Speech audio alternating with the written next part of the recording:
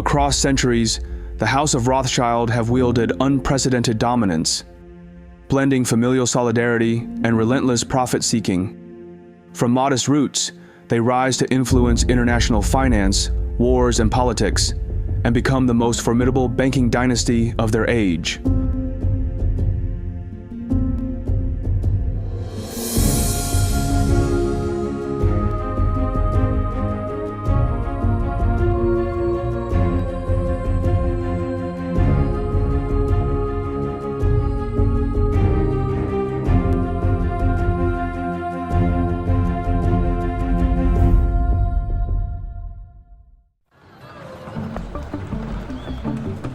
The Rothschild banking dynasty has an unlikely origin, an 18th century ghetto in Frankfurt, Germany. Like many of his time, Mayer Amschel Rothschild can't own land or farms due to his race. So, he follows his family's path and becomes a textile trader. The ghetto was not very encouraging. Shops spilled heaps of second-hand clothes and soiled household goods into the alley. Frankfurt Jews are barred from farming, from handicrafts, even from dealing in nobler goods such as weapons, silk, or fresh fruit. Mayer Rothschild quickly grows discontented with trading textiles and becomes eager to explore other ventures, ones that offer higher profit margins. He soon discovers that trading gold coins and antiques could be much more lucrative. Mayer Rothschild quickly establishes himself as a shrewd trader and uncovers a brilliant strategy known today as front-running. He worked as a court agent, much like today's stockbrokers. His main client was Prince William of Hesse-Kassel. Whenever William wanted to purchase gold coins, he would ask Mayer Rothschild to obtain them from the market. What Rothschild did was this. He would first buy the coins using borrowed money, then sell them to Prince William, effectively acting as both the buyer and the seller. This practice is known as front-running in modern terms. In doing so, he profited twice, once from the 8% commission fee, and also from front-running Prince William. By 1782, Mayer Rothschild has amassed a colossal fortune and earns the position as the investment manager for Prince William's vast wealth. But for Mayer Rothschild, it's just the beginning. To truly create a strong footing in the world of finance, he must evolve into a bank. Often when traders and court agents accumulated significant wealth through their financial dealings, they sought greater recognition and respectability. Transitioning into banking was a way to gain legitimacy and credibility. Getting into banking proves genius for Mayer. By the close of the 1700s, he's the richest man in Frankfurt. But still, for Mayer Rothschild, it isn't enough. He envisions a legacy beyond wealth, a family dynasty that stands the test of time, outlasting nations and empires.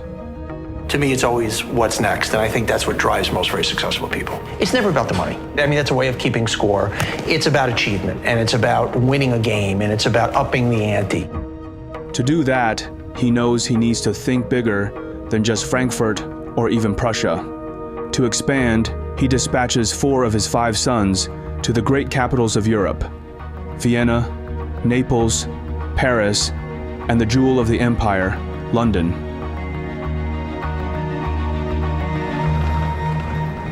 In the early 1800s, Great Britain stands as a global superpower with a vast empire across continents.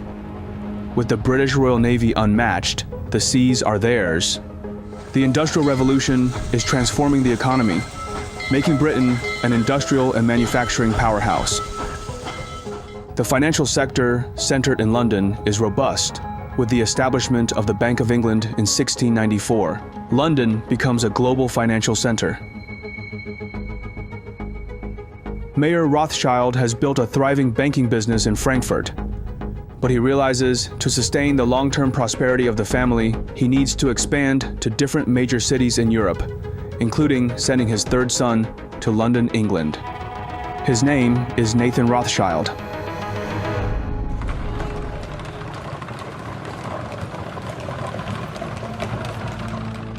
For Nathan Rothschild, the pressure is immense. He feels compelled to demonstrate to his father that he is equally capable of upholding the family legacy. Nathan was a fiercely ambitious and competitive man, as quick to take offense as to give it in his business dealings. With £20,000 his father gave him as investment, Nathan plans to maximize it as quickly as possible, by any means necessary. In the early 1800s, London textile industry saw significant growth. This industry was marked by many small-scale workshops and factories that produce many different types of textiles, from cotton to silk. Nathan sees an opportunity to capitalize on this growth while maximizing profits. He managed to create 3 sources of profits from the textile industry. According to his own account, Nathan was successful in his early days. I soon found that there were 3 profits: the raw material, the dyeing, and the manufacturing. I said to the manufacturer, "I will supply you with material and dye, and you will supply me with manufactured goods." So I got 3 profits instead of 1, and I could sell goods cheaper than anybody. In a short time, I made my £20,000 into £60,000. To ensure consistent revenue, Nathan also ventures into the lucrative realm of smuggling textiles and precious metals.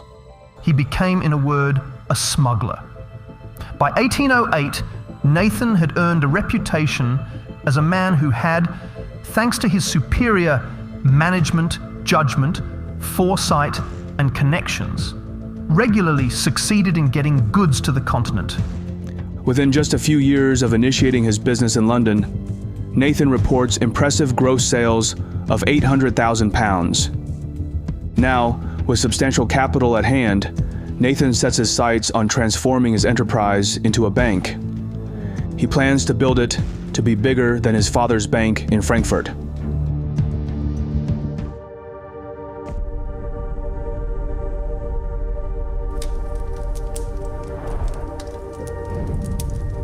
By 1812, Mayor Amschel Rothschild's health deteriorates rapidly. He soon realizes that death is inevitable.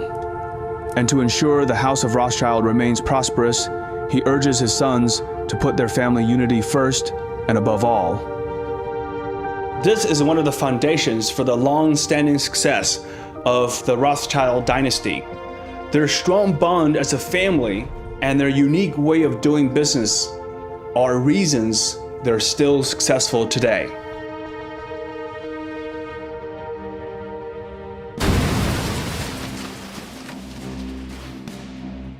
As the Rothschild sons establish their banking houses in different cities, Europe enters an age of wars set to span over a century. Whereas the 18th century wars had tended to be limited, had tended to end in a truce where people sat down and negotiated, the wars of the 19th century, at least some of them, became increasingly ideological and increasingly difficult to stop. Thanks to its sophisticated finance system, the United Kingdom wages 6 wars in the century without facing an economic collapse. Today we live in a world dominated by a single superpower, the United States. Indeed, it sometimes seems a little bit as if we've become part of the American empire. Yet Britain was the world's superpower for more than 2 centuries, exerting even more power beyond her borders than the US does today. By 1814, the Duke of Wellington wins battle after battle against Napoleon and plans to bring the fight to France. But while in France, Wellington realizes the need for a significant amount of French coins for expenses. Wellington's campaign was being fought at a time of unparalleled fiscal overstretch. In protracted campaigns like Wellington's in the Iberian Peninsula, more sophisticated methods of procurement were necessary. Above all, it was essential to be able to purchase supplies and to pay troops. Nathan sees this as a once-in-a-lifetime opportunity. If he can meet this challenging demand, it can elevate his bank to unprecedented heights. Nathan subsequently made what he had done sound easy. When I was settled in London, the East India Company had £800,000 worth of gold to sell. I went to the sale and bought it all. I knew the Duke of Wellington must have it. I had bought a great many of his bills at a discount. The government sent for me, and said they must have it. When they got it, they did not know how to get it to Portugal. I undertook all that, and I sent it to France. And that was the best business I ever did. By the mid-1800s, as Europe turns into a hotbed of war, its countries increasingly need the foreign exchange market. To start a war, you'll need money. If you lose a war, you often have to pay the other side. For the House of Rothschild, wars become a profitable business. Their network of banking houses provides a unique competitive advantage. Back then, the modern banking system was just starting, so they could charge high fees, sometimes as much as 8% for providing currency exchange services. But revenues from commissions are just a small part of their income source. The Rothschilds understand that in the world of finance, information is everything, and speed is king. They were one of the earliest successful forex traders, using private carriers and even leveraging well-trained horses and pigeons. The Rothschilds stay steps ahead of the competitors. As a result, currency speculation becomes their most profitable business. The profit for the London house keeps rolling in, and Nathan Rothschild becomes the richest man in the world. But even the most powerful man in finance can't defeat the ultimate enemy.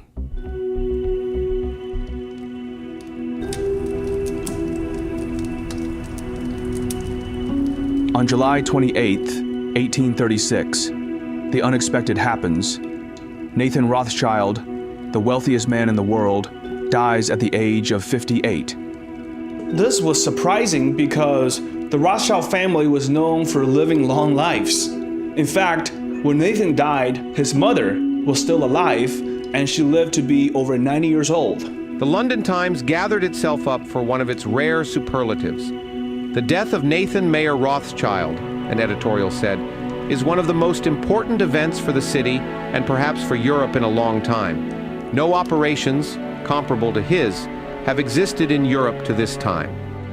Nathan Rothschild's death has a huge impact on the market, but the House of Rothschild lives on without him. Thanks to a decentralized banking system they have created, the banks of Rothschild's family continue to thrive.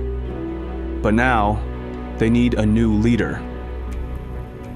Nathan Rothschild's youngest brother, James Rothschild in Paris, becomes the commander-in-chief of the family dynasty.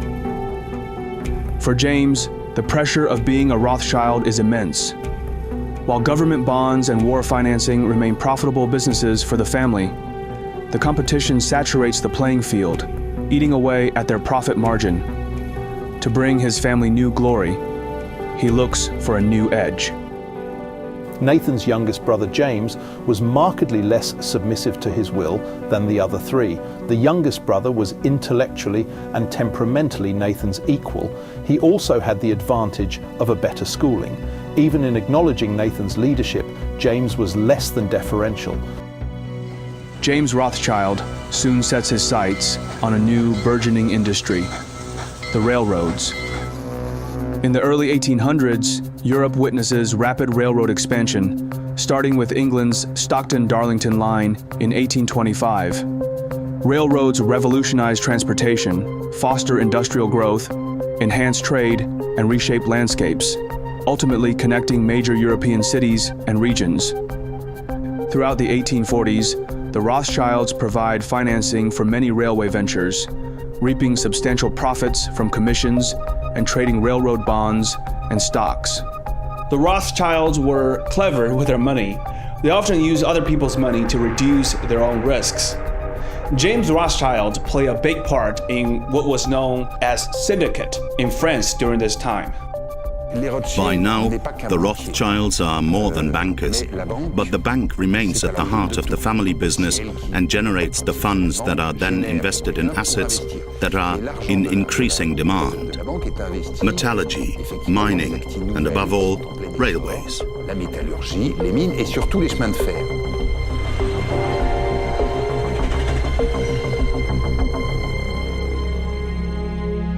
While profits for the House of Rothschild soar, average people struggle to make ends meet. The income disparity between the rich and the poor remains as pronounced as ever.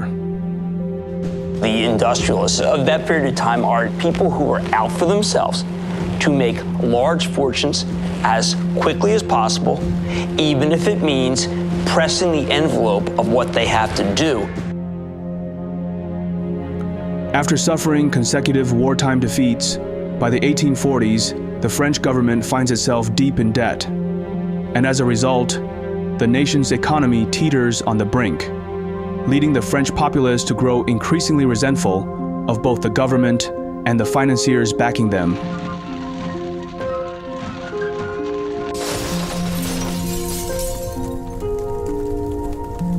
Within days, the Rothschild Bank in France nears its breaking point. As the head of the French bank, James is desperate to save his institution. He turns to his nephew in London, Lionel, the son of Nathan Rothschild, for assistance. The French Revolution brought their houses in Vienna and Paris to the brink of insolvency, obliging the others in London to bail them out. By then, the Rothschild family's banking business had been around for almost 2 generations. For Lionel, bailing out his uncle's branch poses a significant risk and at a potential loss. However, to him, family unity ranks above all else. His London bank arranges a loan, saving his uncle's bank from collapse.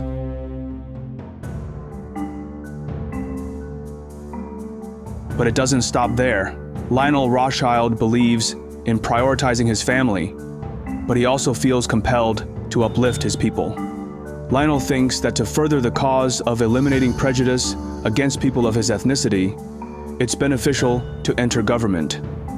Lionel had a lot of money, so he used the money to buy a lot of press to help him get elected. By the middle of the 19th century, most of the restrictions on British Jews had been done away with. The Commons passed a bill permitting the seating of a Jew. In August 1847, Lionel de Rothschild mounted the hustings as Liberal candidate for the City of London. Lionel was elected. There is a problem.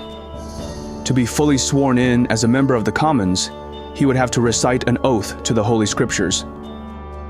But Lionel refuses and insists he will swear only on the Old Testament.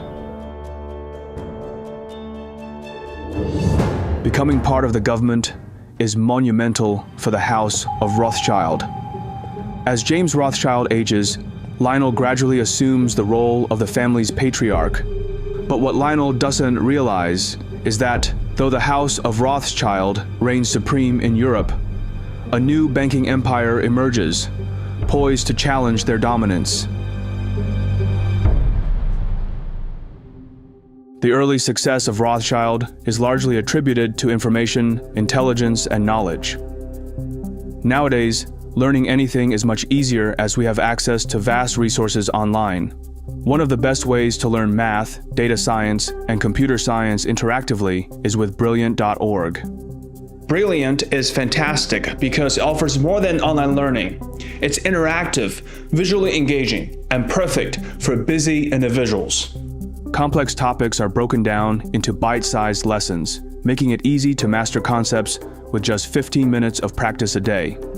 Recently, I've been diving into their cryptocurrency course, learning about blockchain, and it helps me get a better understanding of crypto projects and whether they're worth investing in.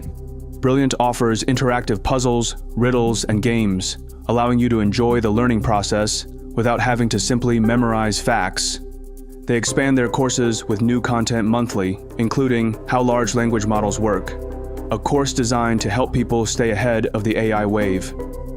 Additionally, you get to learn practical skills that can potentially enhance your professional career for a lifetime. Visit brilliant.org/Phineas or click the link in the description for a 30-day free trial. The first 200 customers will receive a 20% discount on their annual premium subscription. Thank you, Brilliant, for sponsoring this video. Junius Morgan is a British banker of the merchant banking firm, George Peabody and Company. By 1864, upon Peabody's retirement, Junius takes control of the firm. Junius Morgan always had a gravely mature air. He was the sort of prematurely middle-aged young man old financiers found consoling. He was solemn and businesslike and always master of his emotions. Junius Morgan understands that to play in the big league, he needs to venture into government financing. And for a banker in the 1800s, nothing presents more opportunities than wars. In 1867, France tries to purchase Luxembourg from the Netherlands. However, Prussia opposes the move, leading to rising tensions. The Chancellor of Prussia, the notoriously ruthless military man, Otto von Bismarck, waits for an opportunity to strike. On July 19, 1870, Napoleon III declares war on Prussia. This declaration aligns perfectly with Bismarck's aspirations for a war that would further German unification under Prussian leadership. From the very beginning, Bismarck had a wild temperament, and it was very difficult for him to rein it in. He had these two sides, a clear intellect and tremendous precision. It was the combination of his wildness and his intelligence that drove him to escapades, drunken excess, or duels or fencing. Bismarck always wanted to fence to prove his manliness. I see him as a raging bull. Having financed wars for a century, the House of Rothschild possesses an uncanny ability to predict if a country will win or lose. They have no faith in France to defeat the formidable Otto von Bismarck, and it will not make sense to lend money to France. While major banking houses like Rothschild and Baring avoid lending money to the French government, Junius Morgan sees this as the opportunity of a lifetime. It doesn't matter to him if France can win the war. What's crucial is if France can repay the loans. He quickly understands that even if France loses, the nation's economic resilience ensures their capability to pay back the loans. Although French politics was very shaky at the time, the French economy was very diversified, and more importantly, it had a very efficient tax collection system. Through his syndicate, Junius Morgan raises over £10 million for the French army. As an American banker, he also grants the French government access to purchase American arms.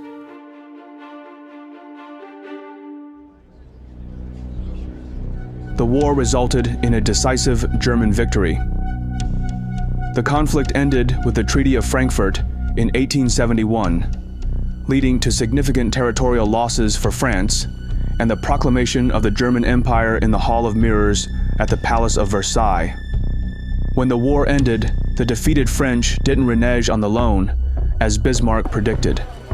Instead, they prepaid the bonds in 1873. As a result, Junius Morgan walks away with a fortune from this windfall. The loan netted him a whopping £1.5 million. This vastly augmented his firm's capital and propelled him into the upper ranks of government financing. And now, the House of Morgan has become a formidable force in finance.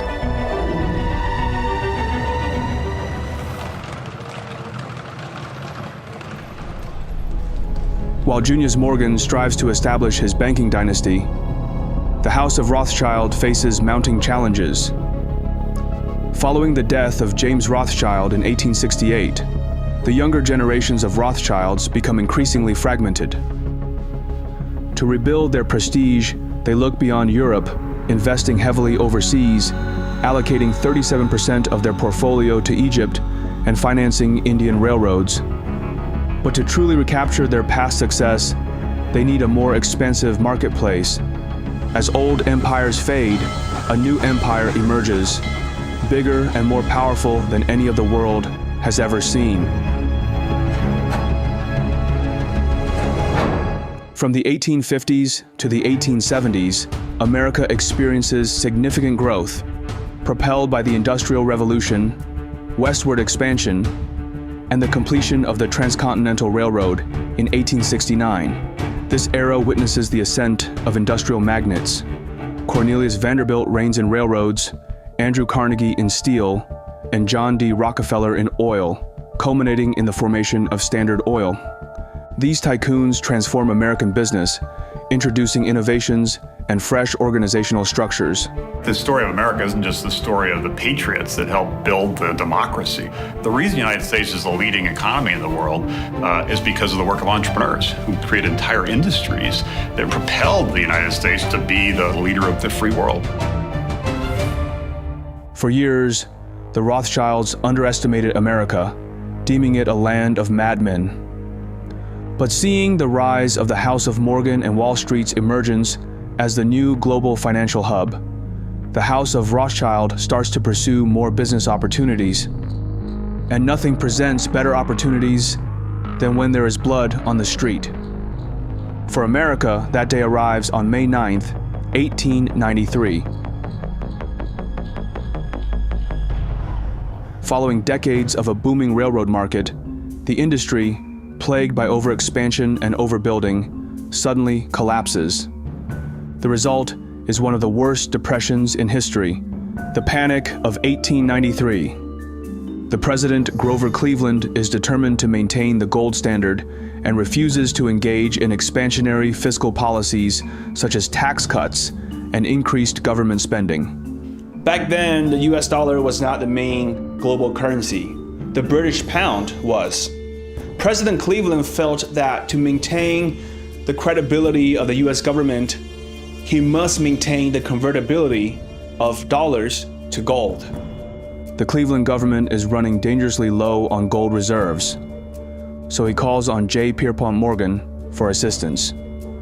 Around this time in the late 1800s, Junius Morgan had passed away in a traffic accident, making J. Pierpont Morgan the head of the House of Morgan. The federal government is days away from depleting its gold reserves. Morgan understands the outcome will be disastrous for the young country and for his own banking empire. And he knows there is one family with access to a vast amount of gold that can help the federal government: the House of Rothschild. For the last 3 decades, the Rothschilds have been strategically investing in mining operations for gold and silver. Their interests in gold mining grew rapidly. Moreover, many of the bond issues handled by the Rothschilds in this period were linked to the recipient's adoption of the gold standard. J.P. Morgan raises $65 million by issuing government bonds and uses the money to negotiate with the Rothschilds, purchasing 3.5 million ounces of gold for the Fed. Back then, banks really liked doing business with the government. Why? Because governments usually pay back their debts, and they can always collect more taxes if needed. The collaboration of Morgan and Rothschild makes their bond offering one of the most sought-after investments. The gold bonds sell out in 30 minutes when offered to the public. America enters the world scene as a new empire, one that rivals any in the history of the world, a superpower. While the Rothschilds successfully expand their business reach in America and throughout the world by the late 1800s and early 1900s, the old empires in Europe head for another major showdown. By the early 1900s, tensions among European powers reach a boiling point, fueled by imperial rivalries, military buildups, and complex alliances. While the path to war threatens businesses with potential catastrophe, the House of Rothschild sees an opportunity to capitalize on the growing tensions.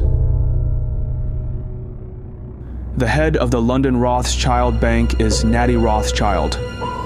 He advocates for the British government to expand its naval capabilities. So many European countries started to spend more on their militaries. For that, they needed money. What the Rothschilds don't realize is that the war that is about to unfold will be more brutal and deadly than any they have ever encountered before.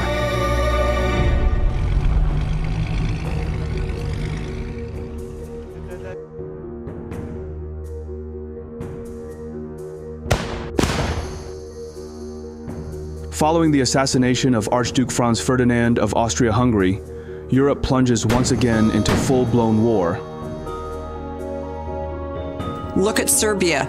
Serbians are saying, we don't want to be ruled by the Austro-Hungarian Empire. That's an old, tired, imperialistic structure. We are our own country. It's the Serbians who assassinate Archduke Ferdinand and his wife Sophie, and of course, that's the trigger that begins the whole conflict. This war features trench warfare, new weaponry, and results in massive casualties, with an estimated 10 million soldiers and 7 million civilians dead. For the first time, members of the Rothschild family align with opposing sides. Though the Rothschilds survive World War I and even profit from war financing, their scale of operation is overshadowed by the rising banking dynasty in America, the House of Morgan, now led by J. Pierpont Morgan's son, Jack Morgan. The Morgan Bank serves as the key financier for the U.S. government during World War I, raising funds through war bonds and extending crucial loans to European allies. In 1935, the Jewish Chronicle ventured to suggest, with perhaps a hint of relief, that the Rothschilds' heyday was waning. The most intellectually gifted of the next generation of Rothschild men turned his back on the family business. After World War I, the House of Rothschild finds itself in disarray, and different banking divisions pursue various objectives and become more integrated into the countries where they operate. At the same time, Europe sees a surge in anti-Semitic sentiment, driven by economic hardships and political unrest.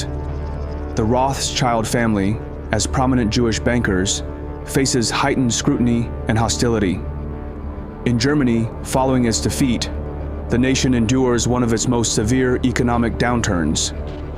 A new kind of leader harnesses the anger of the German public and swiftly rises to the position of chancellor. His rise to power spells trouble for the House of Rothschild, especially the German banking branches.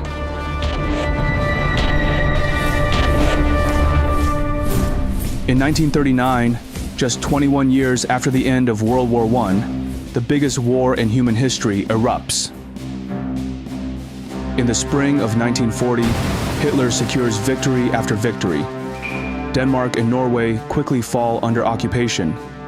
Next, the German army sweeps across the Netherlands and Belgium. Europe makes a desperate stand in France, but it's no match for German armor and air power. And by June, Hitler's in Paris. Britain is the Germans' next target. If Hitler conquers Europe, the House of Rothschild will face its certain demise. While some Rothschild members engage in resistance movements against the Nazi occupation, many flee Europe to escape persecution, seeking exile in safer countries. When German tanks rolled into Paris in 1940, the French Rothschilds were in grave peril. The older ones, Edward, Robert, and Maurice, managed to escape. They ended up by sundry paths and stops in the United States or England. As a result, the family endures significant financial and personal losses as their assets are seized and properties confiscated. General Eisenhower informs me that the forces of Germany have surrendered to the United Nations. The flags of freedom fly all over Europe.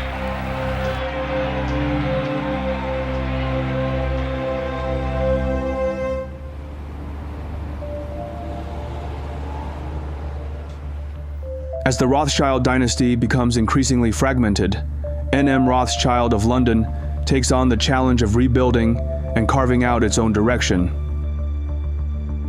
For N.M. Rothschild and Sons, their core competitive advantage remains government financing. This has also been a core strategy of the Rothschilds.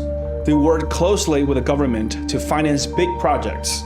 The Rothschild believed that as long as they had good relationships with the governments of strong countries, their business will always do well. Rather than aiming for expansion, Rothschild preserves its business model as a private club, financing elites while evading public scrutiny. By the 1970s, a future media mogul seeks N.M. Rothschild's assistance. His name is Robert Maxwell. Maxwell served in the British Army during World War II. After the war, he worked for British intelligence and later entered the publishing industry. In the 1950s and 1960s, Maxwell acquired several British publishing companies, including Pergamon Press and Mirror Group newspapers. He had a traumatic beginning to his life as a child, and most of his family were wiped out in the Holocaust. I think the experience of extreme poverty and great hardship scarred him for life. Not being poor became an absolute imperative. But to expand his business empire, he will need money, lots of money, the type only powerhouses like the Rothschilds can provide.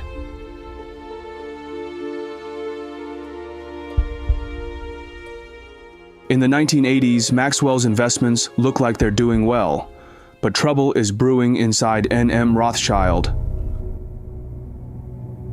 Lord Victor Rothschild and his son Jacob are on one side, fighting with their cousin, Sir Evelyn de Rothschild. Around this time, the banking world was changing a lot.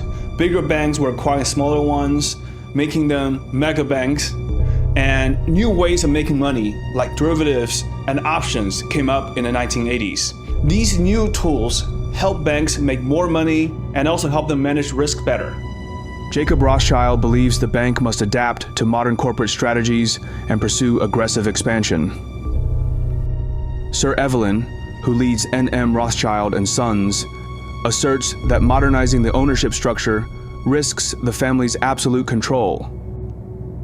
He insists the Rothschilds' bank must always be wholly owned by the Rothschilds, even if it demands short-term sacrifices.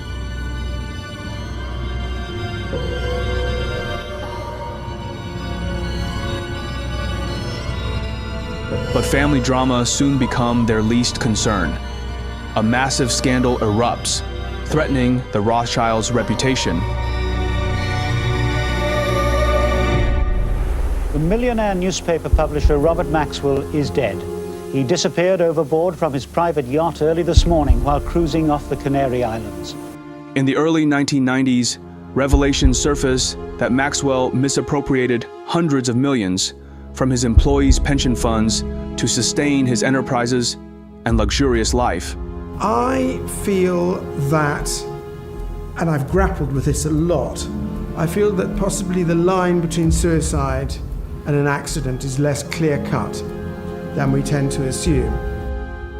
Maxwell's mysterious death in 1991, after vanishing from his yacht near the Canary Islands, spurs investigations into his financial misdeeds. While the Rothschilds' involvement in Maxwell's demise remains unclear, the event blemishes their reputation. But for Sir Evelyn de Rothschild, the scandal reaffirms his beliefs about the bank's need for discretion and privacy.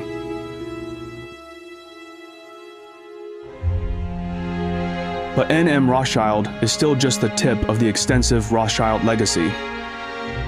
By 2023, the Rothschild family diversifies its interests across multiple sectors, extending beyond traditional banking. Their enterprises encompass investment banking, wealth and asset management, private equity, and philanthropy. The original banking establishments in Paris, Frankfurt, Vienna, London, and Naples, once the bedrock of the Rothschild banking dynasty, have adapted to the evolving financial landscape. While banking is still central, the family's influence now permeates a wider range of financial services. Throughout history, the Rothschild family was often not hesitant about making more money. But when it comes to maintaining family legacy, they were able to let go of those opportunities. This kind of long-term view is both respected and scary.